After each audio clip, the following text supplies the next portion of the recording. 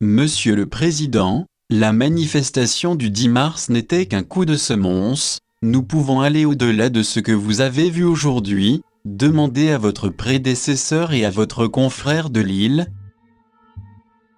et de Clermont-Ferrand. Les sapeurs-pompiers du Bas-Rhin sont excédés de vos agissements. Vous êtes assis sur une poudrière.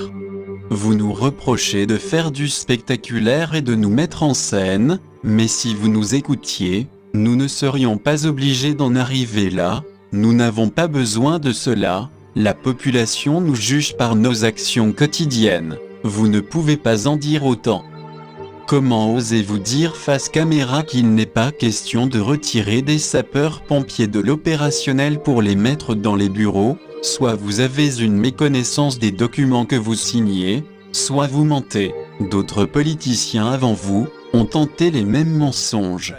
Il n'a jamais été question d'enlever l'opérationnel pour mettre dans les bureaux, il n'en est pas question. Je n'ai pas, monsieur le député, je n'ai jamais eu de compte à l'étranger, ni maintenant, ni avant.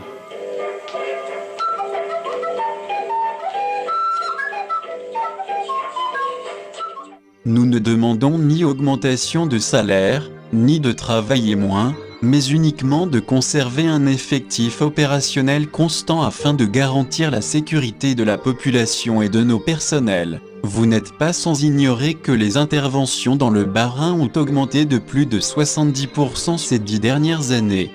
Dans la situation d'état d'urgence actuelle, il est incompréhensible de réduire les effectifs opérationnels.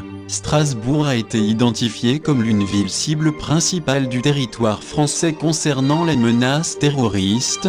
Le président de la République lui-même s'est engagé à protéger des coupes budgétaires les forces de sécurité et de secours.